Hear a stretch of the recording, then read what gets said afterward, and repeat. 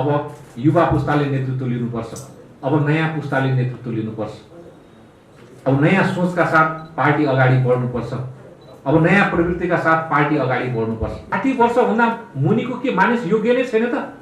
के मानिस सक्षमै छैन त? के पार्टीको नेतृत्व गर्न 60 वर्ष मुनिका मानिस योग्य छैनन्, सक्षम छैनन्?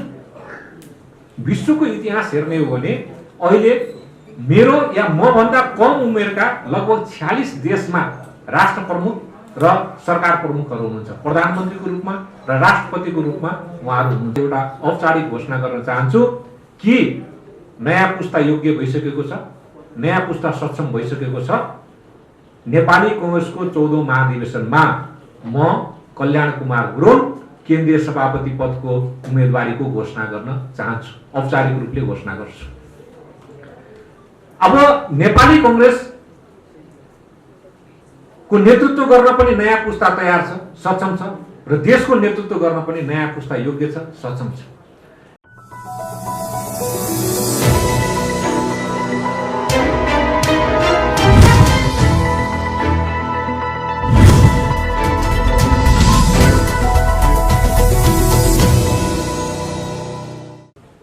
बारम्बार नेतृत्वहरू परिवर्तन भइरहने, तर प्रवृत्तिहरूमा कुनै परिवर्तन आएन।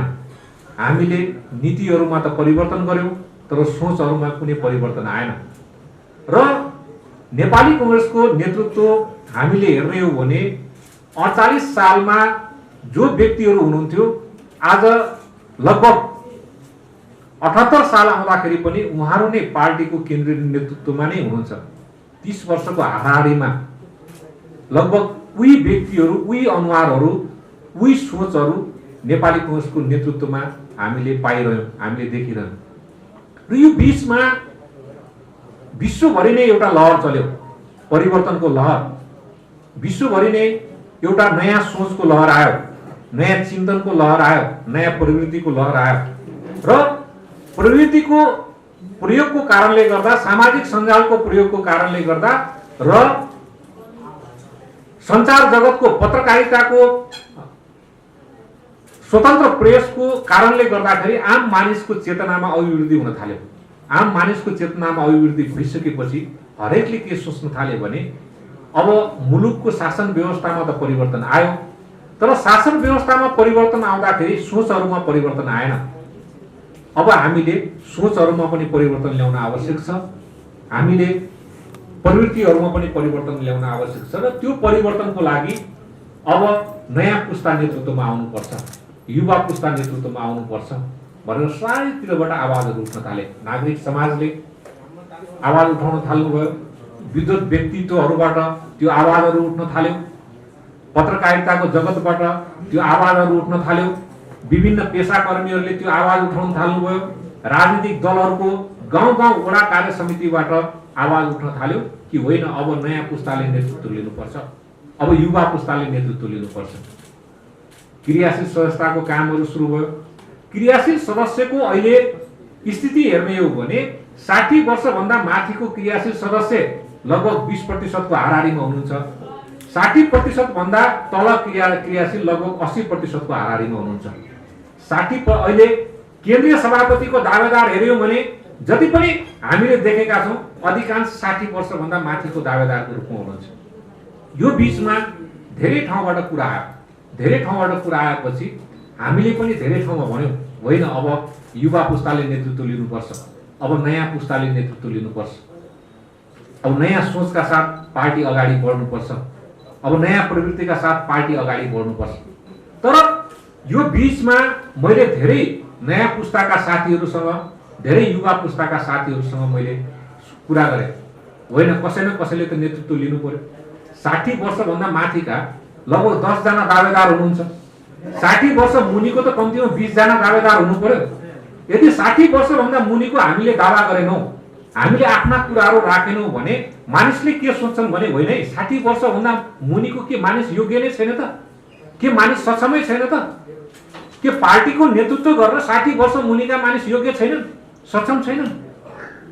विश्वको इतिहास हेर्ने हो भने अहिले मेरो या मभन्दा कम उमेरका लगभग 46 देशमा राष्ट्र प्रमुख र सरकार प्रमुखहरू हुनुहुन्छ, प्रधानमन्त्रीको रूपमा र राष्ट्रपतिको रूपमा उहाँहरू हुनुहुन्छ। नेपाली कांग्रेसकै इतिहास हेर्ने हो भने बीपी कोइराला 33 वर्षको उमेरमा नेपाली कांग्रेसको कार्यवाहक सभापति हुनुहुन्थ्यो। त्यति बेला टङ्कप्रसाद आचार्यलाई सभापति बनाउँदाखेरि उहाँ 35 वर्षको हुनुहुन्थ्यो। मातृका प्रसाद कोइराला 36 वर्षको उमेरमा नेपाली कांग्रेसको सभापति हुनुभयो। बीपी कोइराला 39 वर्षको उमेरमा नेपाली कांग्रेसको सभापति हुनुभयो। 2012 सालमा 44 वर्षको उमेरमा सुवर्ण शमशेर पार्टी सभापति हुनुभयो र 40 वर्षको गणेशमान सिंहले उहाँसँग प्रतिस्पर्धा गर्नुभएको थियो। 46 वर्षको उमेरमा बीपी कोइराला यो देशको प्रधानमन्त्री हुनुभयो। त्यो बेलाको स्थिति हेर्ने हो भने लगभग 50 वर्ष मुनिकै मानिसहरू चाहिँ देशका प्रधानमन्त्री भएका स्थिति छ। वर्तमान आदरणीय सभापति शेरबहादुर देउवा पनि लगभग 52 वर्षको उमेरको स्थिति 50-52 वर्षको उमेरमा उहाँ पनि देशको प्रधानमन्त्री भइसक्नु भएको थियो। हाम्रो उमेरमा अहिले वरिष्ठ नेता रामचन्द्र पौडेलज्यू उहाँ सभामुख भइसक्नु भएको थियो, मन्त्री भइसक्नु भएको थियो, पार्टीको नेतृत्व नेताको रूपमा स्थापित भइसक्नु भएको थियो। उहाँले आफ्नो योग्यता प्रदर्शन किशुनजी लगभग मलाई लाग्छ 37 वर्षको उमेरमा नेपाली कांग्रेसको चाहिँ कार्यवाहक सभापति हुनुभयो। किशुनजी 27 वर्षको उमेरमा कृष्णप्रसाद भट्टराई सभामुख हुनुभएको थियो। 16 सालमा उहाँ चाहिँ 27 वर्षको उमेरमा सभामुख हुनुभएको थियो।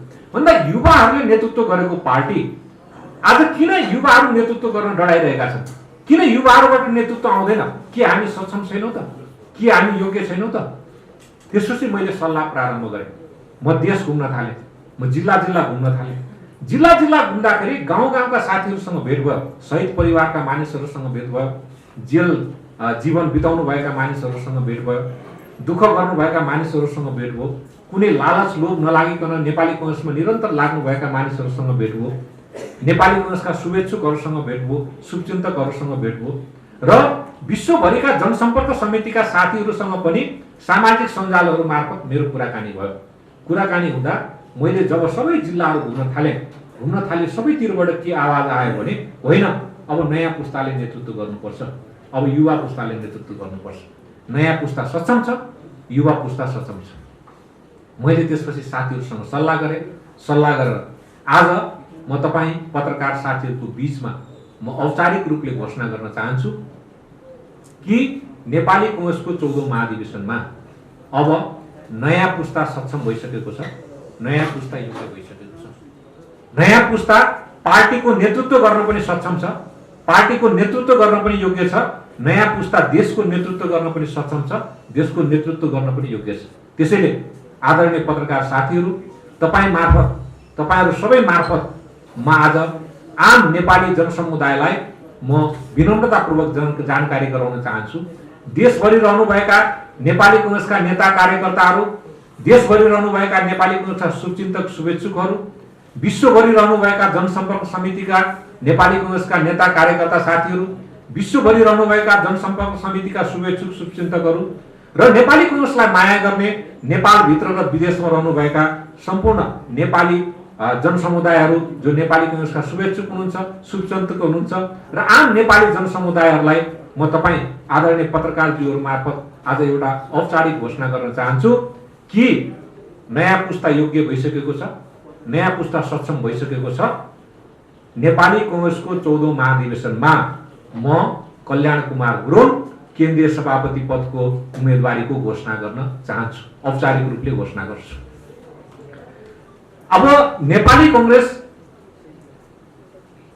नेतृत्व गर्न पनि नयाँ पुस्ता तयार छ, सक्षम छ र देशको नेतृत्व गर्न पनि नयाँ पुस्ता योग्य छ, सक्षम छ। नेपाली कांग्रेसको सभापति बन्न किन आवश्यक हो? धेरै ठाउँहरूबाट यी कुराहरू आएका छन्। नेपाली कांग्रेस खास गरिकन प्रेसिडेन्शियल पार्टी हो, प्रेसिडेन्शियल सिस्टम भएको पार्टी हो।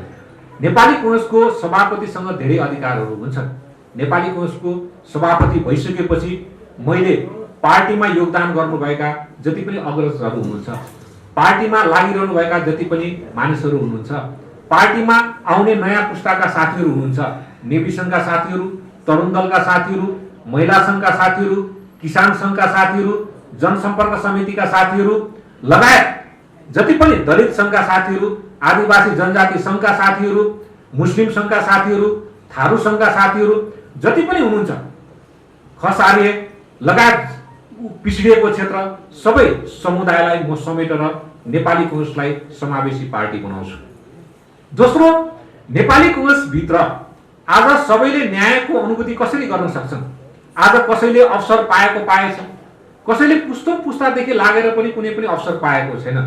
म नेपाली कांग्रेसको सभापति भएँ भने नेपाली कांग्रेसलाई सबैले न्याय प्राप्त गर्ने, सबैले राजनीतिक सुरक्षा प्राप्त गर्ने म वातावरण, त्यो प्रकारको नीतिहरू निर्माण गर्छु, त्यो प्रकारको वैधानिक व्यवस्था गर्छु। बाट समानुपातिक सभासद जो बन्नुहुन्छ त्यो एक पटकको लागि मात्रै हुने वैधानिक व्यवस्था गर्छु। समानुपातिक सांसद नेपाली कांग्रेसको विधानमा मात्र होइन, देशको संविधानमा नै समानुपातिकबाट सांसद हुने व्यक्ति एक पटक मात्रै हुनु पाउनुपर्छ। त्यो किसिमको संवैधानिक व्यवस्था गर्न म नेपाली कांग्रेसको सभापति भइसकेपछि म पहल गर्छु। 2 पटक मात्रै मन्त्री हुने र 2 पटक मात्रै प्रधानमन्त्री हुने संविधानमा व्यवस्था गर्नको लागि म नेपाली कांग्रेसको सभापति भएपछि पहल गर्छु।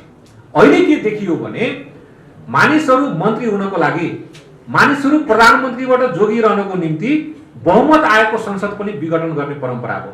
संसद लामो समयसम्म नचल्दाखेरि संसद पनि नचल्ने, सरकार पनि नचल्ने, राजनीतिक नियुक्तिहरूले पनि फुल टाइम काम गर्न नपाउने, प्रशासन पनि तपाईलाई के छ भने अस्थिर रहने भएको कारणले गर्दाखेरि स्थिर सरकारको आवश्यक हुन्छ।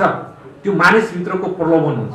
त्यसैले म नेपाली कांग्रेसको केन्द्रीय सभापति भइसकेपछि 2 पटक मात्र देशको प्रधानमन्त्री हुन पाउने, 2 पटक मात्रै मन्त्री हुन पाउने संवैधानिक व्यवस्था गर्नको निम्ति म पहल गर्छु र नेपाली कांग्रेसको विधानमा